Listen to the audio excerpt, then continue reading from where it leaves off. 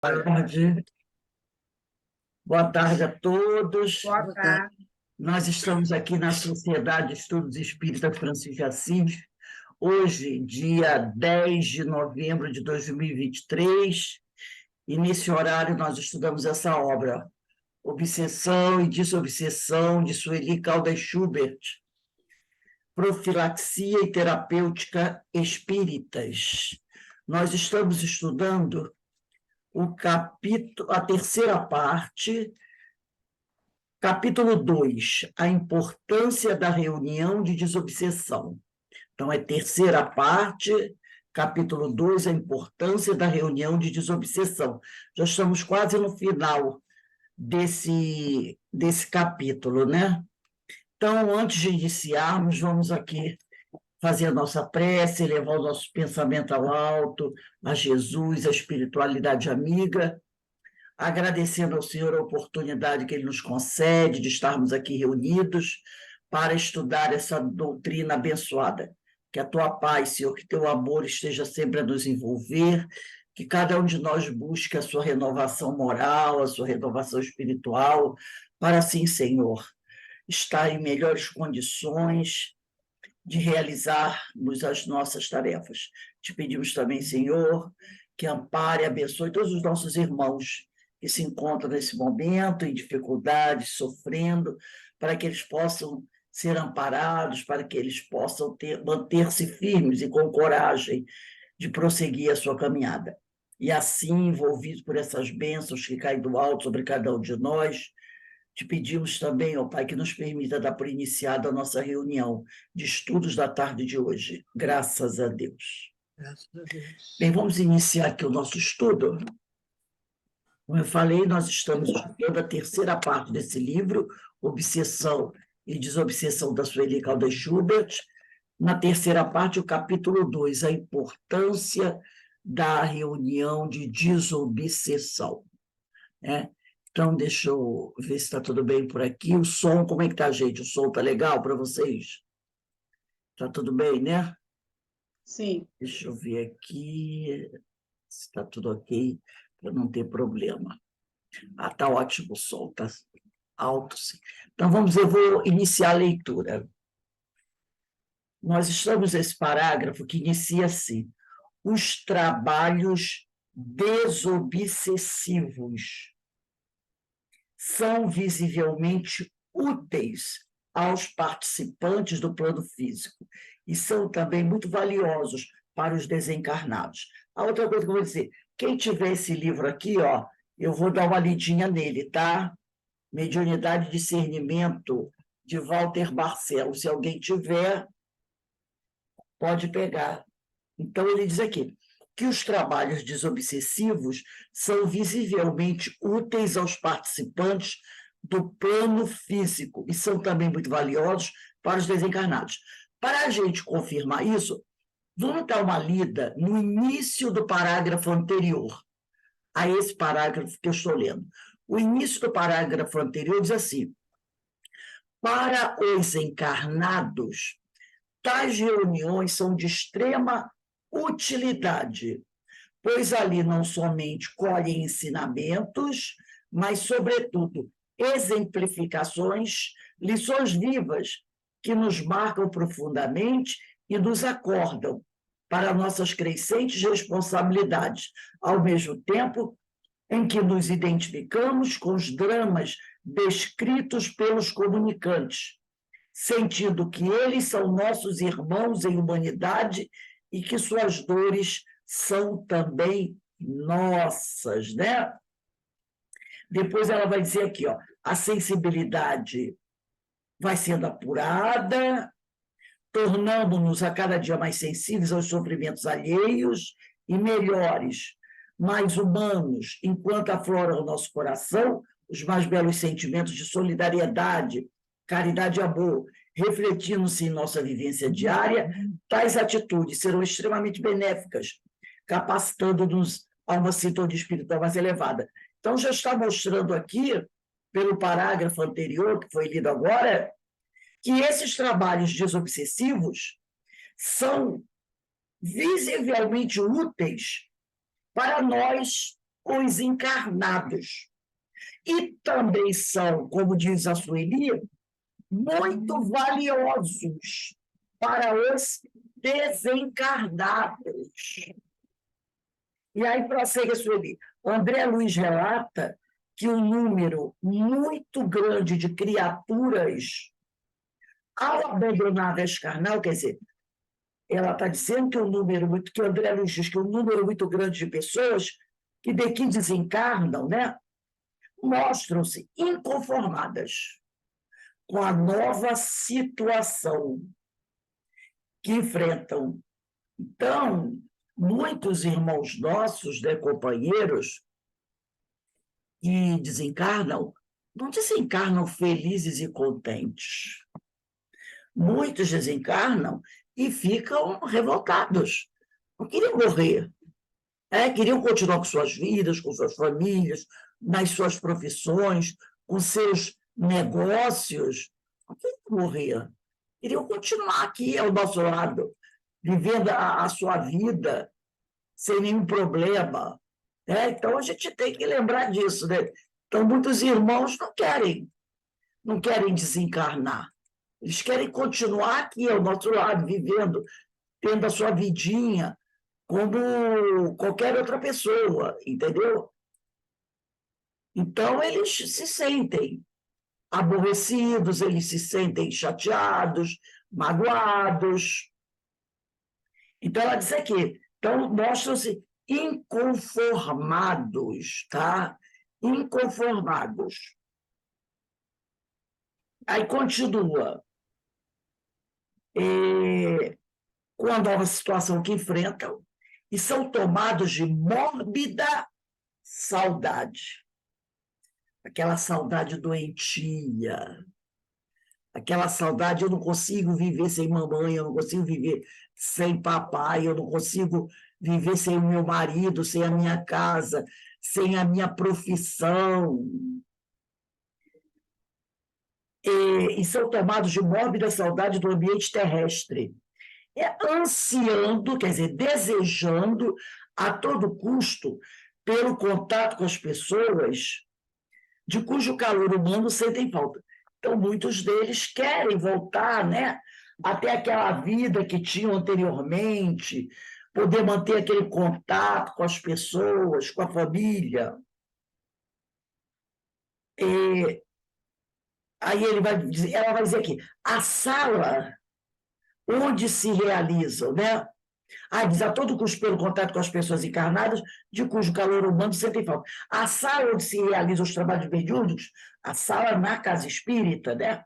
Porque já foi dito que os trabalhos mediúnicos devem acontecer na casa espírita. Então, a sala onde se realizam os trabalhos mediúnicos representa para tais seres, para tais espíritos, a possibilidade de entrarem em contato com os que ainda estão na Terra. Então, aquele lugar onde vai acontecer a reunião mediúnica, que deve ser na casa espírita, tá? É um ambiente muito importante, porque aqueles espíritos ali naquele local vão entrar em contato com os encarnados, com aqueles que ainda estão aqui. E é ali naquele local que eles vão receber destes encarnados as vibrações magnéticas de que carecem. É ali naquela sala que eles vão receber o choque anímico, o esclarecimento, o consolo. Então, ali naquela sala, eles vão poder, por alguns momentos, vivenciar novamente essa relação, né, social, vamos dizer assim, esse contato com o mundo físico, através dos médiuns. Aí ela coloca assim, na realidade é um trechinho do livro Os Mensageiros, tá? De André Luiz. Ela coloca aqui uma frase: com semelhante contato, experimenta o despertar de novas forças. Então, com esse contato, com os encarnados, esses nossos irmãos que já se encontram na erraticidade, vão experimentar o despertar de novas forças. Aí eu trouxe, como eu falei para vocês, esse livro, eu acho que alguns de vocês devem ter, Mediunidade e Discernimento, do Walter Barcelo. Aqui, no capítulo 11, desculpe, 17. Capítulo 17, que tem por título Médiuns na Desobsessão. Então, Mediunidade e Discernimento, capítulo 17, Médiuns da Desobsessão. O Walter Barcelo inicia esse capítulo com uma frase de Emmanuel, que está no livro Desobsessão, de Francisco Cândido Xavier. E Emmanuel diz assim: a desobsessão não é caça a fenômeno, e sim trabalho paciente do amor conjugado ao conhecimento e do raciocínio associado à fé. Então, a desobsessão não é caça a fenômeno, e sim trabalho paciente do amor conjugado ao conhecimento e do raciocínio associado à fé. Isso está no livro Desobsessão, de Francisco Cândido Xavier. Tá? Então, e continua assim o nosso companheiro Walter Barcelos. O Centro Espírita é uma instituição cristã que, na união de irmãos devotados, busca ensinar, consolar, socorrer e recuperar, à luz dos ensinos de Jesus e Kardec, as criaturas sofredoras, encarnadas e desencarnadas. Tá? Então, o Centro Espírita é essa instituição cristã que reúne irmãos devotados, que estão ali para o trabalho do bem, e com a finalidade de ensinar, consolar. Quando a gente fala do ensinar, lembrando no sentido de esclarecer, não é? Consolar, socorrer e recuperar, à luz dos ensinos de Jesus e Kardec, as criaturas sofredoras, encarnadas e desencarnadas. Porque tanto o encarnado como o desencarnado precisa de esclarecimento, consolo, socorro, tá? Dentre os trabalhos de assistência espiritual, diz o Walter Barcelos, um é o da desobsessão, que tem finalidade essencial assistir entidades espirituais infelizes, que se encontram escravas das sensações terrenas, e não para atendimento a pessoas obsidiadas, como muita gente pensa que seja. Então, muitas vezes as pessoas pensam que a função primordial do centro espírita é socorrer pessoas obsidiadas. Tá? Seria achando que a casa espírita atende também,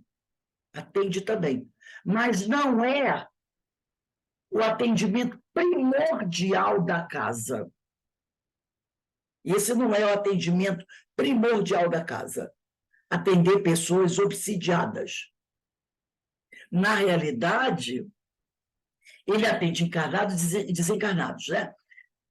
A grande função da casa espírita é ser, uma das grandes funções é ser uma escola. Então, ele tem, o casa espírita, a função de atender, esclarecer, ensinar as pessoas, sendo também um hospital, um templo religioso e uma oficina de trabalho, antes que elas se tornem obsidiadas. Entenderam? Antes que as pessoas se tornem obsidiadas. Não é para a casa espírita está aqui para atender os obsidiados. Não. é atender as pessoas antes que elas se tornem obsidiadas. Então, a palestra pública, os estudos, o atendimento fluidoterápico, o trabalho que a pessoa pode desenvolver na casa espírita, o ensino religioso, o ensino moral, levará as pessoas a se fortalecerem de tal forma que elas não se tornem obsidiadas. Então, a casa espírita tem essa função de como ela atende também o obsidiado, mas não é sua função primordial atender obsidiados. Muito pelo contrário. É auxiliar as pessoas para que elas não cheguem a essa situação. Por isso que a gente está na casa espírita, estudando, trabalhando, né? Auxiliando, recebendo esclarecimento para não chegarmos a esse ponto. Então, como ele diz aqui, o Walter, dentre os trabalhos de assistência espiritual da casa, um é o da desobsessão, que tem por finalidade essencial assistir entidades espirituais infelizes que se encontram escravas da sensação terrena, e não para o atendimento a pessoas obsidiadas, como muita gente pensa que seja. É justamente para dar à pessoa condições de se fortalecer, conhecer o Evangelho, conhecer a doutrina, né? Buscar sua renovação moral, para que ela não venha a estar, no futuro, no processo obsessivo. O trabalho da prevenção, né? Depois ele diz aqui, almas desencarnadas em desorientação, que se contam aos milhões, por se apresentarem pobres de sentimentos nobres, paralíticas da boa vontade, cegas da fé superior, andrajosas de defeitos morais, leprosas de paixões e vícios, endemoniadas no ódio e vingança, experimentando fogaréu incessante do remorso na consciência, devem ser acolhidas. As almas desencarnadas devem ser acolhidas também como os filhos do Calvário, que o Senhor e Mestre Jesus endereçou aos discípulos sinceros para amarem e servirem, né? Então, dali na casa espírita, você vai atender essas pessoas que já não se encontram entre os encarnados e que estão doentes, que estão desequilibradas. E ele diz aqui, se contam aos milhões os desencarnados desse estado, né? Muitos, muitos mesmo. Então, esses devem ser acolhidos na casa espírita, através da reunião de desobsessão, como também são os filhos do Calvário, né?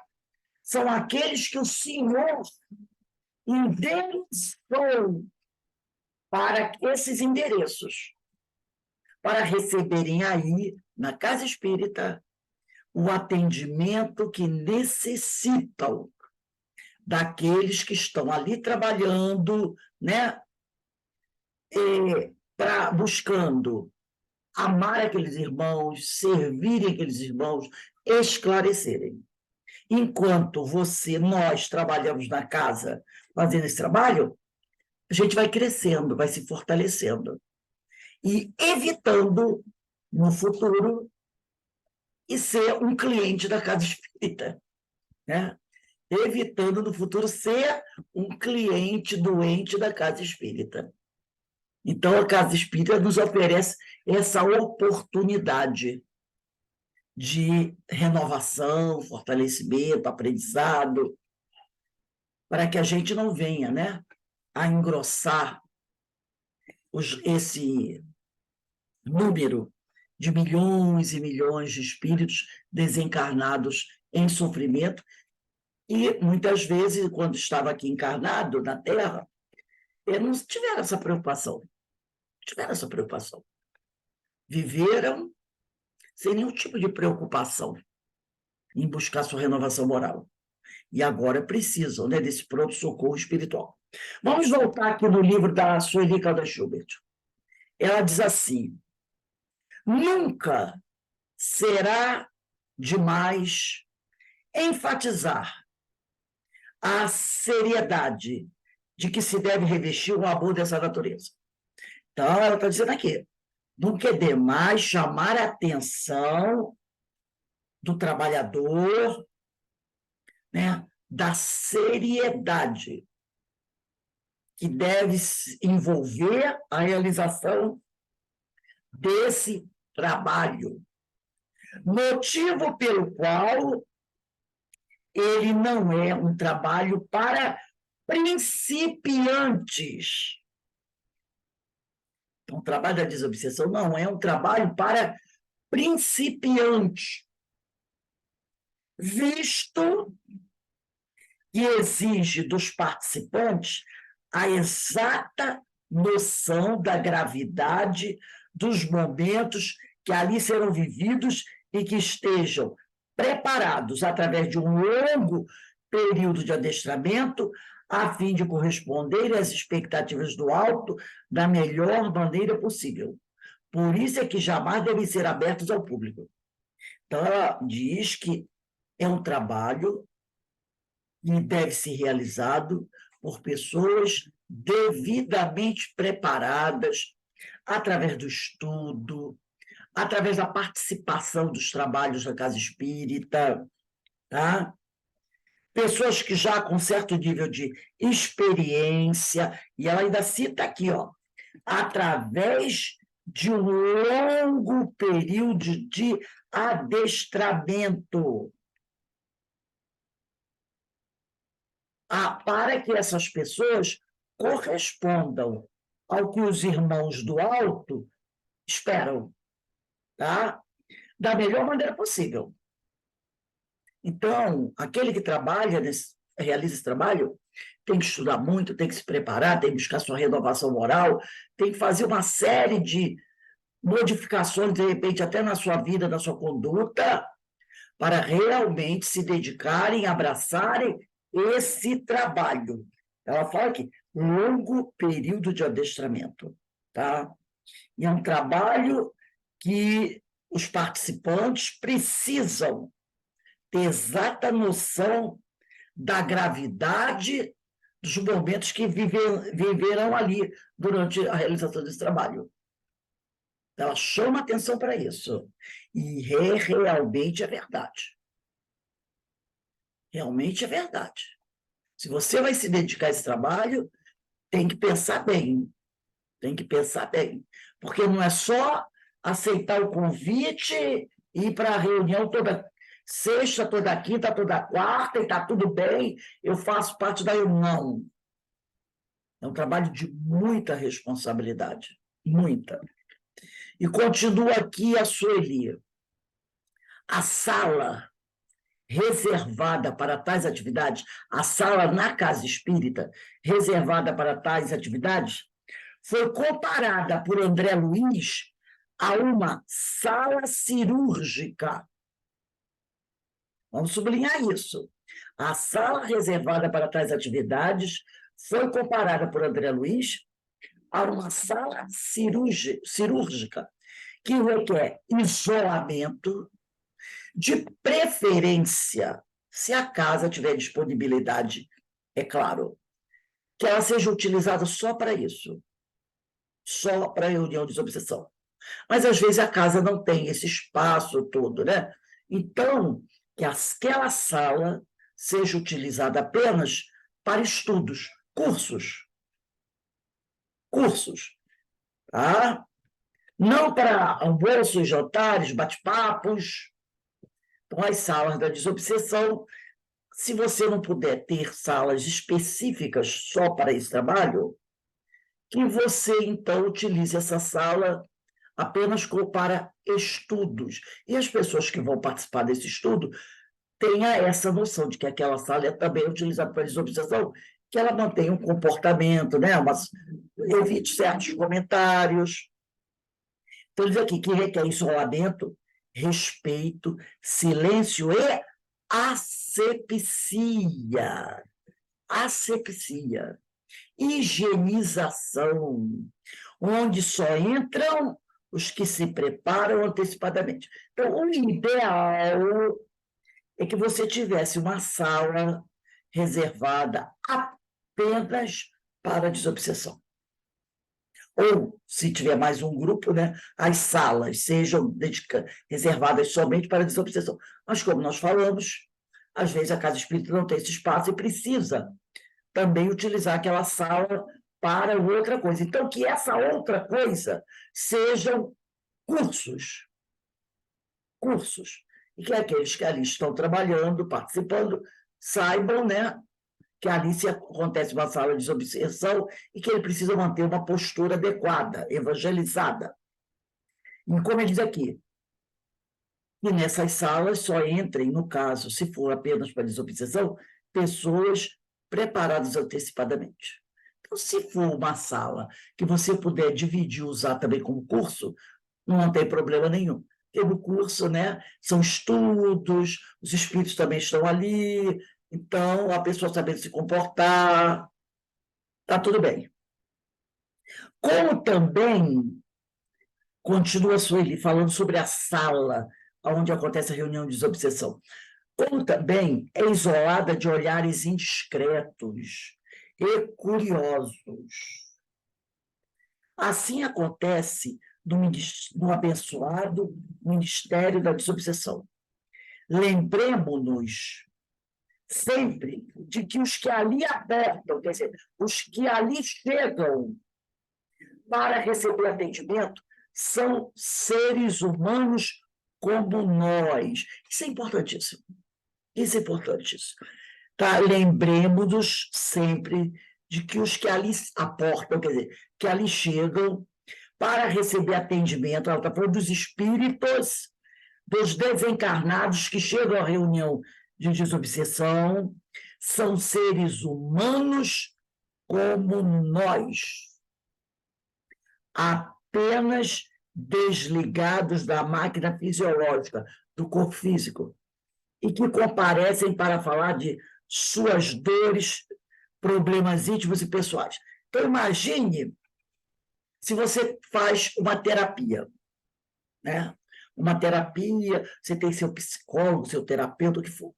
Então, você vai à clínica, né?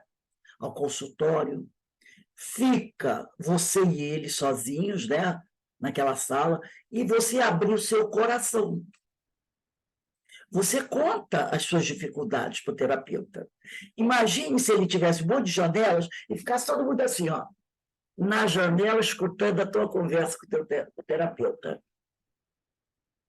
Sem privacidade nenhuma. Todo mundo sabendo o que você está falando para ele. E, logicamente, hoje em dia, né? Ouviu, corre lá para o Zap, para o Facebook, para colocar, né? Então, é assim que os espíritos se sentem. Então, na reunião de desobsessão, eles vão a uma terapia, é um atendimento fraterno espiritual. Eles contam com o quê? Com o nosso sigilo, a nossa ética.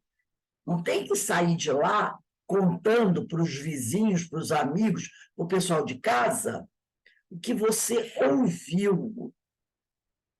É diferente, isso eu gosto sempre de colocar, quando você, às vezes, está fazendo um trabalho, dando um estudo, fazendo um seminário, e você cita alguma coisa bem ampassando, sem dar nome, endereço, CPF.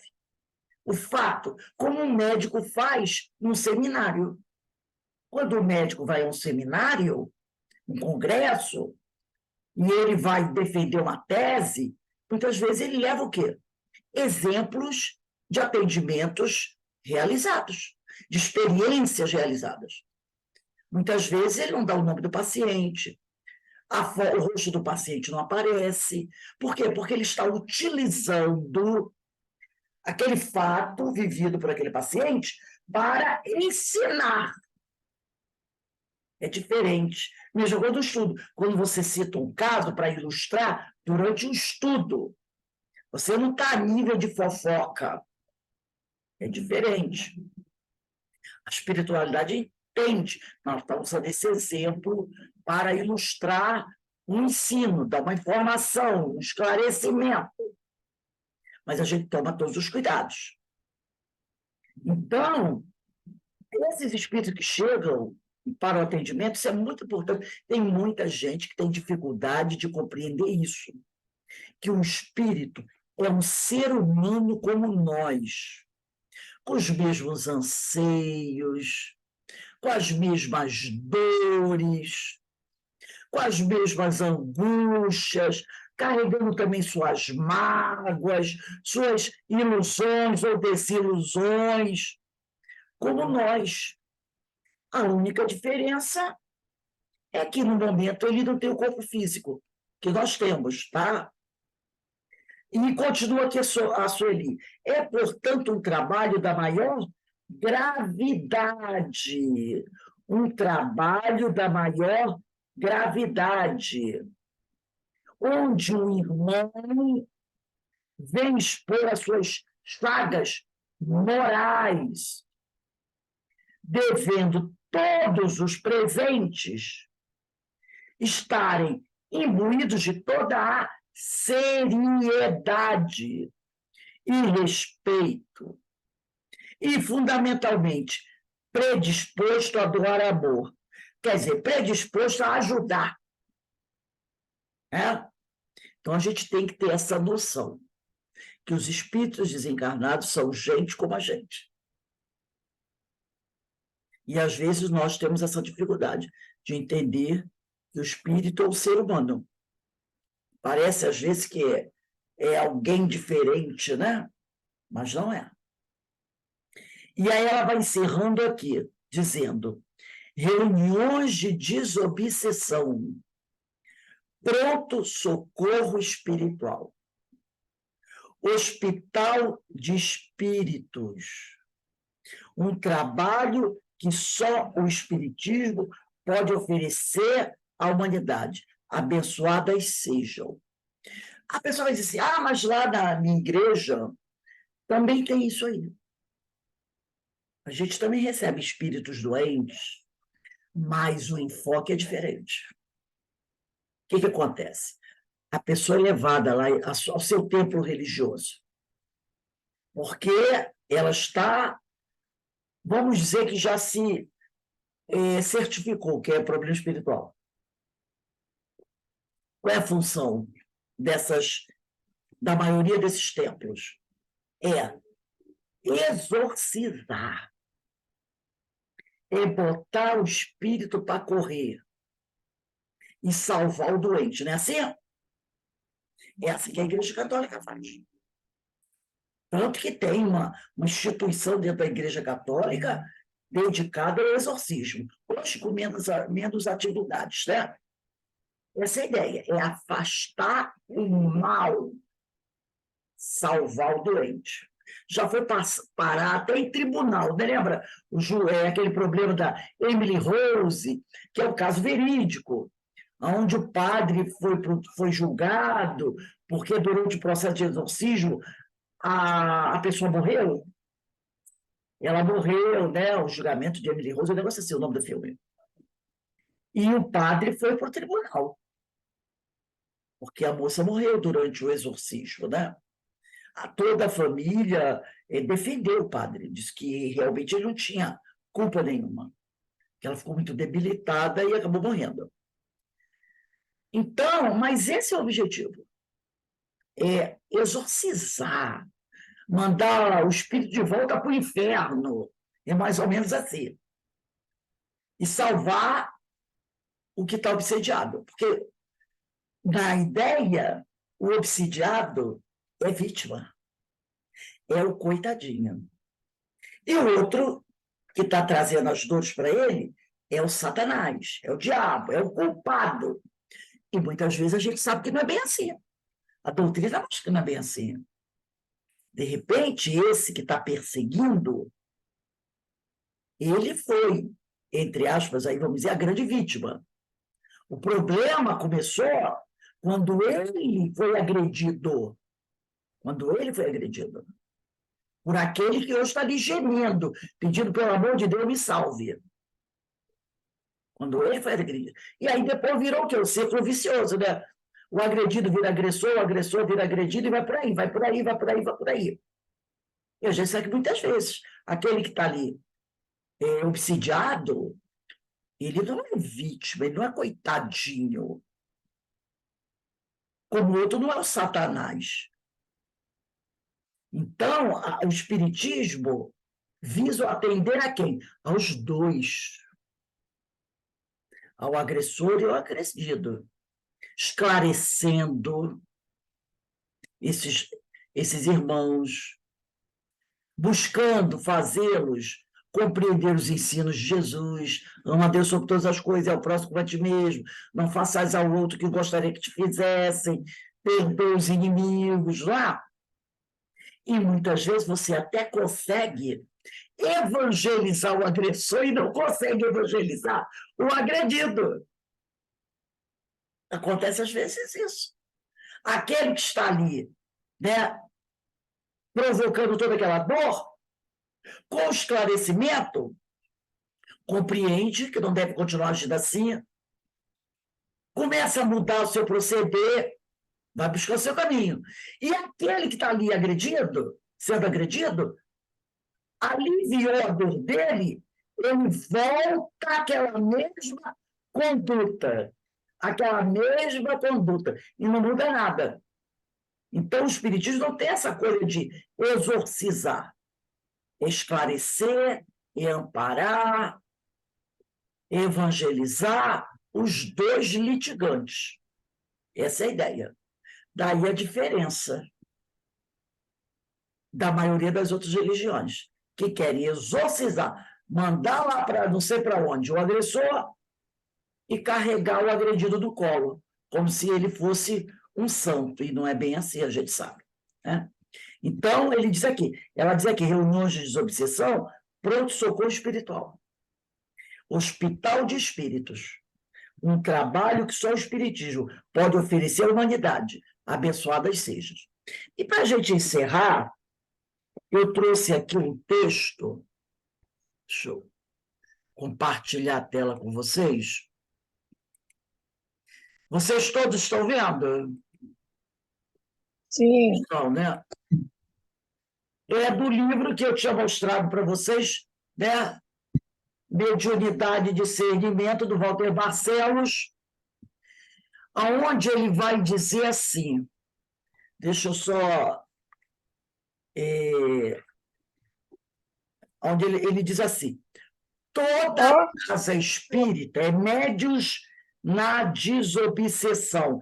É o capítulo, aí no capítulo 17, continuação do capítulo 17, que eu li uma parte do início, agora estou complementando o capítulo 17. Toda casa espírita necessita criar e desenvolver sua equipe de trabalhadores nas operações espirituais curativas da desobsessão. Tá? Porque ele foi deixado bem claro para a gente que foi até André Luiz, né? Aqui no livro da Sueli Caldas Schubert, o André Luiz ele diz que a sala reservada, está no penúltimo capítulo do livro da Sueli, desse capítulo 2, ele diz aqui, a sala reservada para tais atividades, que é a atividade da desobsessão, foi comparado por André Luiz a uma sala cirúrgica. E aí o Walter Barcelos vai dizer, toda casa espírita necessita criar e desenvolver sua equipe de trabalhadores nas operações espirituais curativas da desobsessão. Tá? Então, está bem de acordo com o que disse André Luiz, que a sala da desobsessão foi comparada a uma sala cirúrgica. Então, toda casa tem que ter a sua equipe de trabalhadores bem preparados para realizar as operações espirituais curativo da desobsessão. A maioria dos núcleos espíritas possui sua equipe da desobsessão, todos nós sabemos disso. Aí ele chama atenção. E olha, o Walter Barcelos, eu acredito que eu não sei se ele ainda está encarnado, tá? Ele esteve na nossa casa espírita para fazer um encontro de mediunidade há muitos anos. Ele é do Centro Espírita Aurélio Agostinho, lá de Uberaba. Trabalhava nesse Centro Espírita. Então, profundo conhecedor da área mediúnica, do tema mediunidade, profundo. E ele disse uma coisa aqui com muita propriedade, que toda casa espírita tem sua equipe de desobsessão, mas, ele diz aqui, sendo muito raras aquelas cujos médios, na sua totalidade, estão verdadeiramente preparados no conhecimento espírita e no amor-compreensão para atender proveitosamente as entidades perturbadas, as entidades doentes e infelizes que chegam à casa. Então, ele diz que são poucas as casas cujos todos os médios da equipe de desobsessão estão verdadeiramente preparados. Então, muitas vezes, uma parte da equipe está preparada e uma parte não está. Então, ele diz que é muito rara as casas cujos médios, na sua totalidade, estão verdadeiramente preparados no conhecimento espírita do amor e compreensão para atender proveitosamente as entidades perturbadas. Aí vem para a gente, às vezes me veem certas dúvidas, certas, né? Vou fazer aqui umas digressões. Será que, se a casa espírita, é uma pergunta que eu estou lançando, que vocês podem dar a opinião de vocês, tiver um grupo pequeno, bota aí umas 10, 12, 15 pessoas, trabalhando na desobsessão, não se torna mais fácil, mais efetivo o preparo desse grupo? Ou será que... Kardec até fala isso, né, também, que um grupo muito grande não se torna até um pouco mais difícil de lidar? E o Kardec diz que sim, ele diz que sim.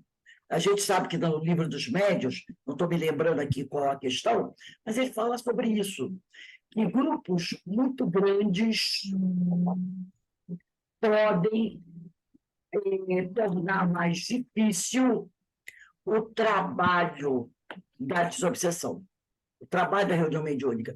É preferível você ter, ele fala de grupos pequenos, né? Grupos pequenos, que talvez seja melhor para preparar esse grupo.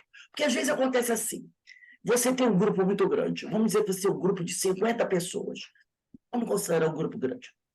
Então você diz assim, vamos realizar o curso tal para preparar esses médios na área da desobsessão.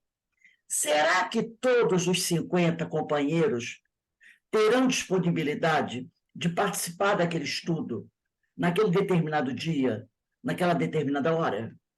É bem possível que não. Porque as pessoas têm seus compromissos. Será que, tendo você um grupo menor, não fica mais fácil você chegar a um acordo de qual o melhor dia, melhor horário, para atender aquele grupo pequeno? Talvez seja mais fácil. E, com isso, o preparo da equipe seja mais adequado. Então, são coisas que, às vezes, né, leva a gente a pensar. O Kardec fala sobre isso. Ele até fala em relação à casa espírita também, né? Mas a gente pode trazer para o trabalho da desobsessão. Ele fala até que na casa espírita é melhor você ter uma casa espírita com um número mais reduzido de pessoas do que com um número muito maior. Ele até cita um exemplo, ele diz o seguinte: se por algum motivo uma casa espírita com um número pequeno de participantes fechar as portas, quase nenhum ruído terá. Mas vamos imaginar que, por algum motivo, uma casa grande, de 300, 400 integrantes, feche. Ele fala, o escândalo pode ser muito grande. o ruído pode ser muito grande, né? Então, ele chama atenção para isso. Kardec fala sobre isso. Daí a preferência por núcleos menores. Porque quando uma grande casa, por algum motivo, fecha as portas, há um escândalo muito grande. Um escândalo muito grande. Então, às vezes, eu fico pensando, será que tendo, o que vocês acham? Alguém aí discorda? Tem alguma ideia sobre isso? Não, tá, raciocínio é perfeito, né, Fala um Rosa? pouquinho mais alto, que eu não estou ouvindo. O raciocínio é perfeito. Quanto maior, mais diversidade, mais difícil até você reunir, você combinar, você conversar, você trocar ideia, você orientar. É muito mais. É que nem uma sala de aula, você tem 50, você tem 20, é muito mais fácil você trabalhar. Da próxima vez, Carmen, eu não sei se é para vocês, mas para mim o seu som estava baixinho. Para os outros estava bom o som dela? Quê? Normal, normal. Eu Alberto, o seu também está baixo, eu não sei o também, que está vendo. Não, também. Normal, tô normal. o da Carmen estava normal. Eu Eu quase acho não que ouvi. Eu quase não ouvi. Mas tudo bem. Então, eu penso assim, né? Que talvez seja melhor você ter um grupo Menor, menor. menor. Agora melhorou o som. Alguém estava falando aí? Não, eu falei agora, menor. Estava te ajudando. Agora que Ah, eu vi que eu tá. estou com o som ligado, desligado. Eu Não, acho não, agora que melhorou a o som. casa muito grande, com muitos trabalhadores Muita, dispersa, muita e eu confusão. acho que desune, não desune no sentido pejorativo, entendeu? Você custa, porque aí a Afasta, casa vai né? crescendo, aí vai aumentando, aumentando, aumentando o número de cursos, aí um vai, sabe? Aí você acaba não vendo mais ninguém, Confusão, né? não convive. Eu acho que quanto menor a casa, eu acho que é mais aconchegante. Você se sente, é uma casa realmente, entendeu? Os grupos, Mas né? as maiores proporções, assim, eu não sei, por exemplo, eu só tenho uma visão, assim, dentro desse estudo de hoje, um Leon Denis. Tem muita gente lá dentro que não se conhece, que não se encontra. Eu acho que na minha cabeça, casa espírita é lugar de confraternização, estudo e confraternização. Então, você conhece, você se aproxima, você tem uma ideia de família mesmo, de convívio fraterno. Da reunião de obsessão, um grupo menor, eu acredito que seja mais fácil para as pessoas se conhecerem, para as pessoas estudarem, né? E você ter uma visão melhor daquela equipe, daquele grupo, né? Quando eu digo daquele grupo, eu digo de todos, não de um grupo. Vamos dizer que uma casa que tenha vários grupos de obsessão, você tem que ter uma ideia do todo, e não só daquele grupo que você está. Então, porque, na realidade, o grupo está dividido, mas é um grupo só. É um grupo só. Então, fica difícil também você ter essa visão do grupo do todo, tendo muita gente, né? Então, ele fala aqui que é muito. Mas, assim, Já Vai temos falar. essa vou experiência, falar, né? vou falar a minha experiência de Comunhão Espírita de Brasília, que é o maior centro do Brasil. São 3.500 médiums, só médiums, Nossa, trabalhando naquela casa. Realmente, eu não conhecia, eu conhecia Onde muito isso, pouca William? gente. Onde? Brasília, Ah, Comunhão tá. Espírita de Brasília. Realmente, você não tem, é impossível, você não conhece, assim, não dá para conhecer todo mundo, é impossível. Mas assim, eu estou falando do tamanho do centro. Lá existem diversos grupos, tem trabalho todo dia, diversos grupos de desobsessão, fazem reunião mediúnica. Os grupos não são tão grandes assim, não chegam nem a 15 pessoas, cada grupo desse. Conheço até grupos de 8 e 10 lá. E o trabalho, apesar de ser um centro muito grande, é um trabalho muito sério, muito sério. Assim, eu dou muita credibilidade ao que eles fazem lá, porque o pessoal é muito, muito dedicado, muito sério, e pessoal que realmente gosta de estudar, gosta, eles investem muito na questão do estudo. Então, todos os trabalhadores lá estão estudando, não tem nenhum sem estudar. Eles não permitem você condição sine qua non para o trabalhador estar estudando, fazendo algum curso. Então, assim, é possível você fazer um bom trabalho. Perde-se essa questão que a Verinha falou, né, da familiaridade, né, de você ter essa coesão, digamos assim, do centro como um todo, né? Tenta-se lá, às vezes, quando eles tentam fazer uma festa junina, eles fazem uma festa junina imensa, num lugar muito grande e tal, mas é óbvio, nem todo mundo se conhece, é impossível. Mas o trabalho não deixa de ser sério, não deixa de ter uma... O propósito é bom. Ainda que seja muito grande, o propósito da casa é muito, muito legal, assim, sabe? Interessante, Então, bastante interessante, né?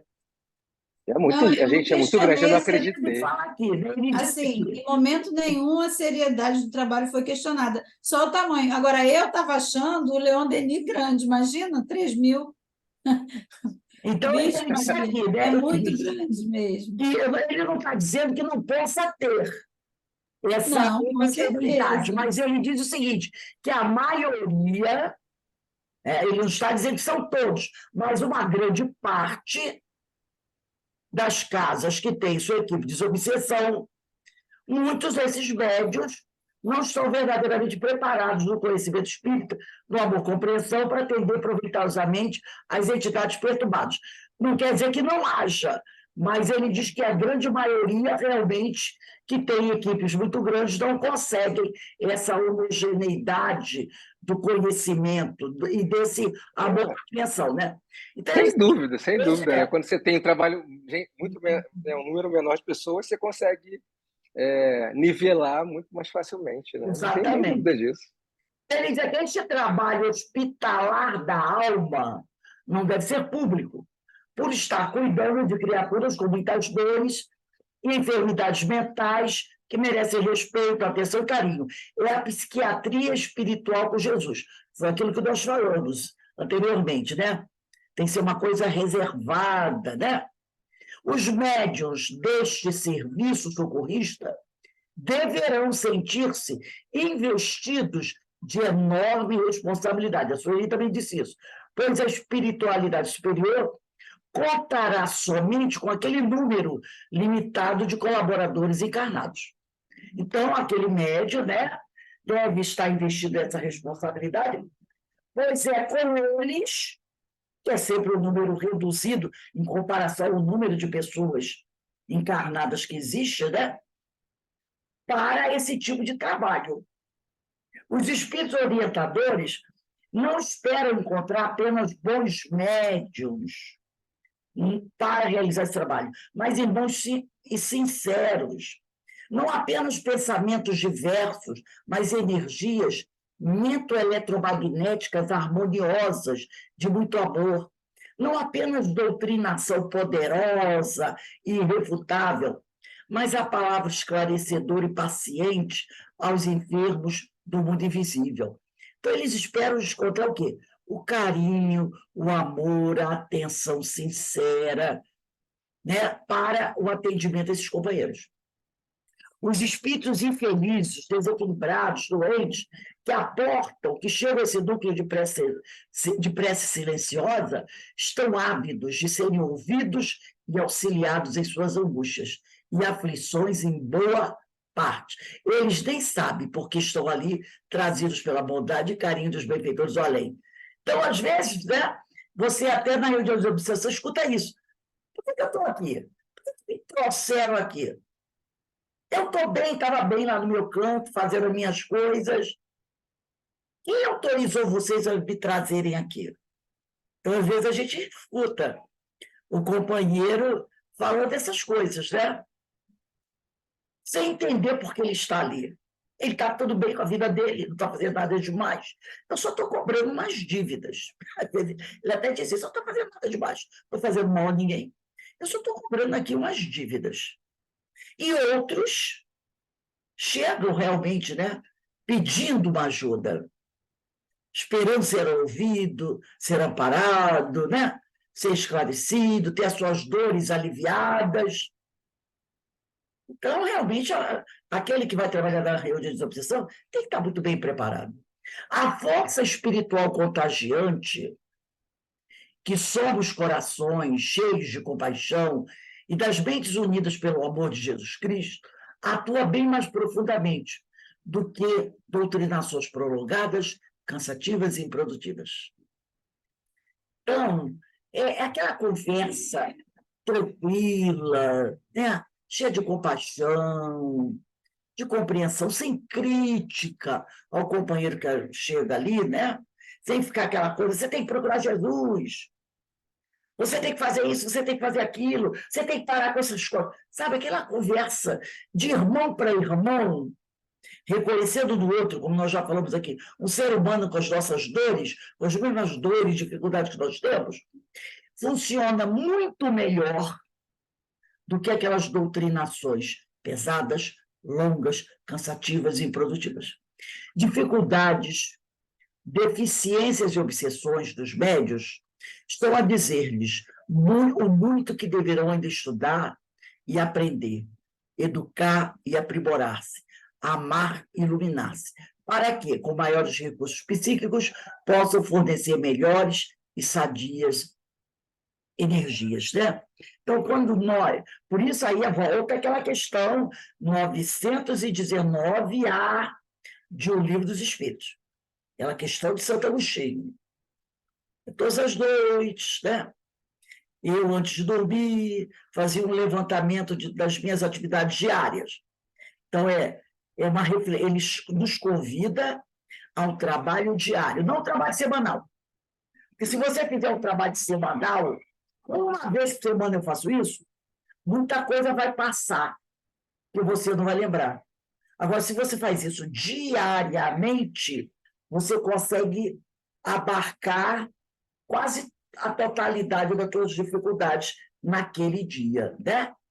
Então, esse médium que faz exatamente isso aí, que o Agostinho nos convida a realizar todos os dias, na questão 919A de O Livro dos Espíritos,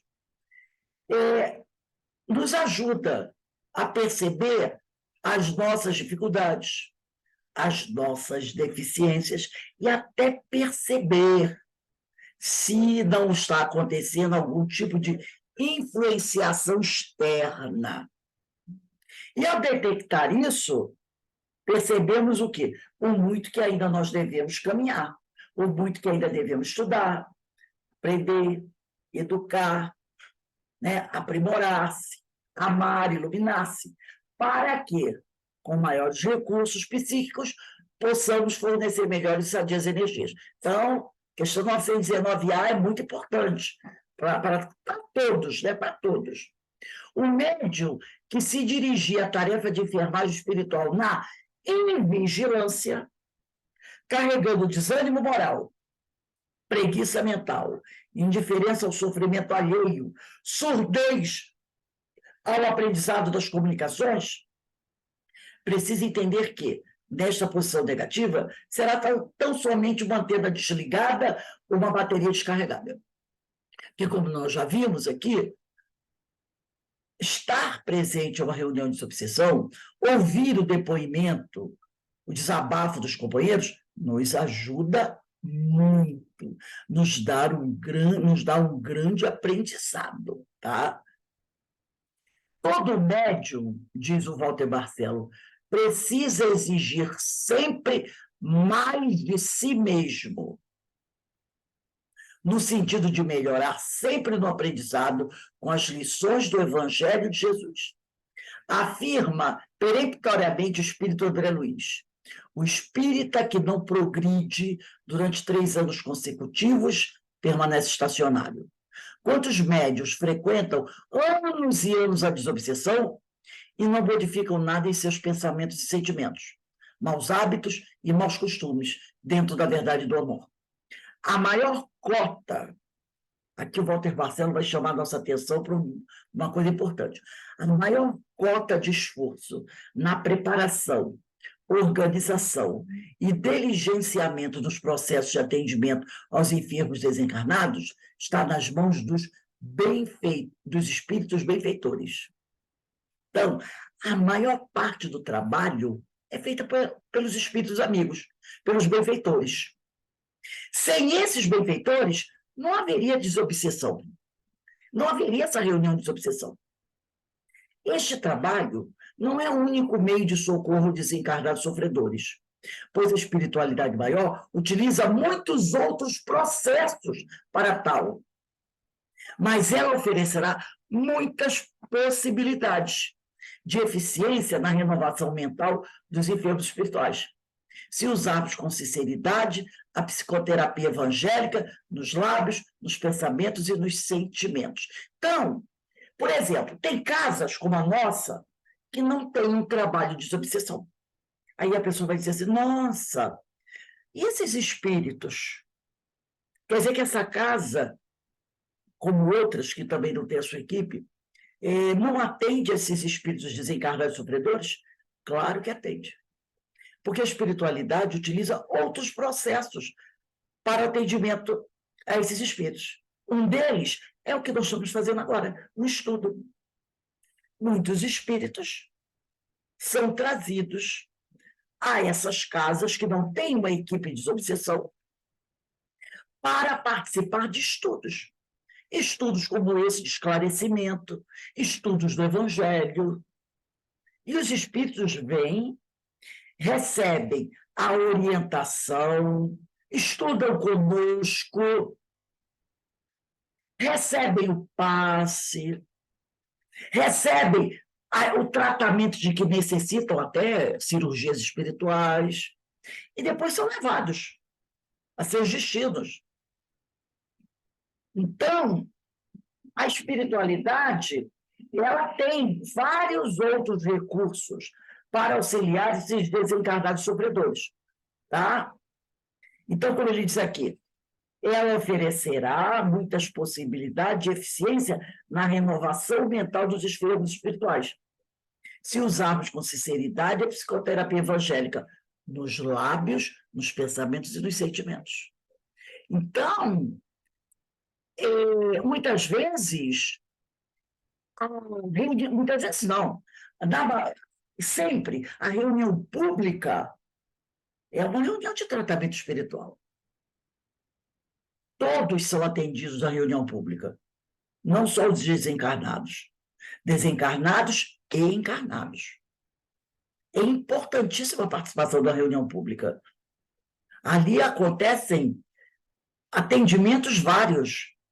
Então, se a casa, às vezes, não tem uma reunião de desobsessão, esse momento que a gente se reúne para estudar, para refletir, se torna também uma reunião de desobsessão.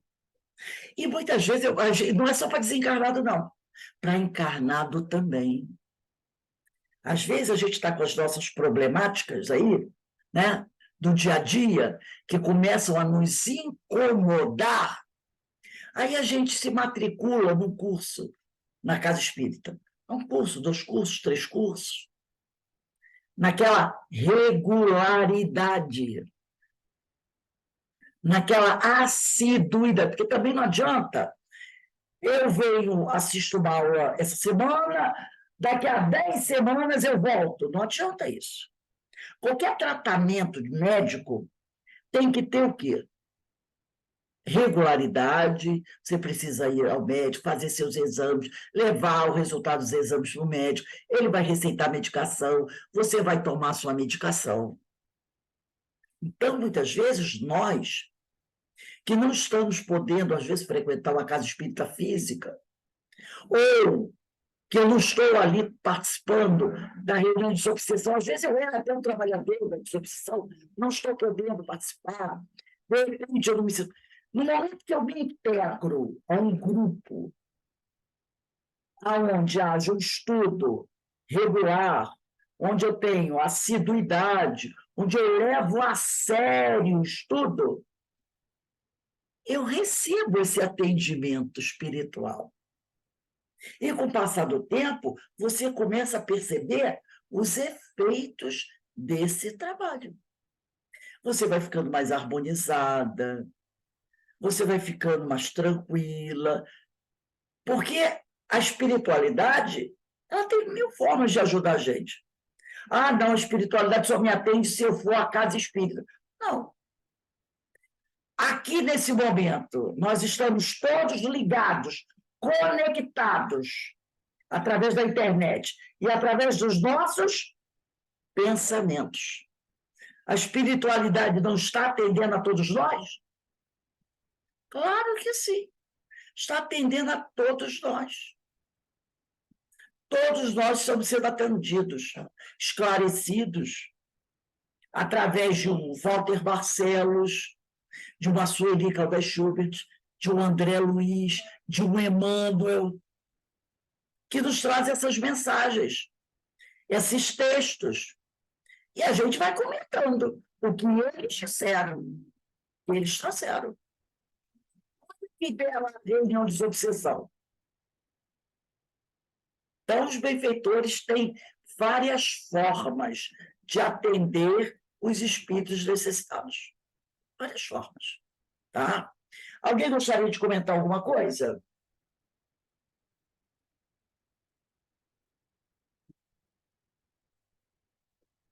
Estamos abertos aí aos comentários. Quando a Sueli falou aqui no livro sobre a sala, o ambiente em que se realiza a reunião de desobsessão, a gente, na última casa que eu trabalhei, nós tivemos uma discussão séria, porque a sala era usada para outras coisas, do tipo assim, sacos de roupa para o brechó, para não sei o que, não sei o que. Então, eram colocadas lá e no dia da reunião eram tiradas. Então, a gente tinha discussão séria que aquilo não podia acontecer. Era a sala também de trabalho da ectoplasmia, que era utilizada para outros fins que não fossem, como você falou, né, de estudo e tudo. Então, a gente fica vendo que, às vezes, são pessoas que têm, vamos dizer, estudo, que leem, né, que se interessam pelos estudos, mas não se interessam em aplicar o estudo para a realidade, né? Também tem isso. Então, a gente apontava, até esse livro a gente não pegou, né, na época, mas aqui está perfeito, né, a análise perfeita dela, né, como se fosse uma sala cirúrgica. Aliás, é André Luiz que fala, né? André Luiz. É André Luiz. Então, é muito comum isso, né? Você usar a sala para outros fins. O que não ideal fosse... seria, né, que só usasse para desobsessão. Mas, às vezes, a casa tem problema de espaço. Então, que você utilize, já que vai ter que utilizar, utilize para o mesmo fim, né? Para o mesmo fim, de evangelizar, né? Para o mesmo fim. E as pessoas que vão participar ali daquela reunião, naquele dia, que não é a reunião de desobsessão, têm o conhecimento. Poxa, essa sala aqui é a sala da desobsessão. Nós temos que ter cuidado com a nossa conduta, com o que a gente fala aqui dentro, que aqui é uma sala cirúrgica, né? Então, esses esclarecimentos são muito importantes, né? E nos ajudam a fazer o trabalho melhor, mais bem preparado, com mais eficiência, né? Mas então, é muito comum isso, muito comum mesmo. É muito comum, sim, é muito comum. Semana que vem, nós vamos, dia 17 de novembro, botem a data aí, 17/11, nós vamos começar o capítulo 3, oração e jejum, tá? Vamos entender um pouco, né? Porque aqui a Sueli inicia com uma passagem de Marcos, no capítulo 9, versículo 29. Esta casta de espíritos, não pode sair senão por meio de oração e jejum. Que jejum será esse? Será que não pode comer isso, não pode comer aquilo? Será que esse jejum é esse? É o jejum do estômago vazio? Será que é esse jejum que Não pode comer chocolate. não pode comer chocolate, né? O espírito, né? Esse tipo de espírito só sai com muita oração e jejum. Que tipo de jejum será esse, né? E de quem será o jejum? Será o jejum do espírito ou o jejum do trabalhador? Quer dizer que o trabalhador naquele dia tem que fazer uma alimentação frugal para poder, bem frugal para poder, né, estar naquele jejum. Será que é isso? Será que é esse jejum que Jesus estava falando? Eu acho que não, né? Ele está falando de um outro jejum. Então, semana que vem, dia 17, a gente vai estudar esse capítulo, tá bom? Então, nós vamos encerrando aqui, agradecendo a Deus, agradecendo aos Espíritos amigos, essa oportunidade de estudarmos, de aprendermos um pouco mais sobre esse tema tão importante para todos nós, principalmente para os trabalhadores da área mediúnica. Que o Senhor nos abençoe e nos fortaleça. Quando for 5h30, nós retornamos para o estudo dessa obra maravilhosa, Qualidade na Prática Mediúnica. E hoje nós vamos iniciar com a leitura da questão 63, que está tratando das deficiências, tá? Das deficiências. Então, questão 63. Daqui a pouco a gente está de volta, agradecendo sempre a Deus essa oportunidade desse encontro e desse estudo que nós realizamos, tá bom? Vamos dar uma pausazinha aqui.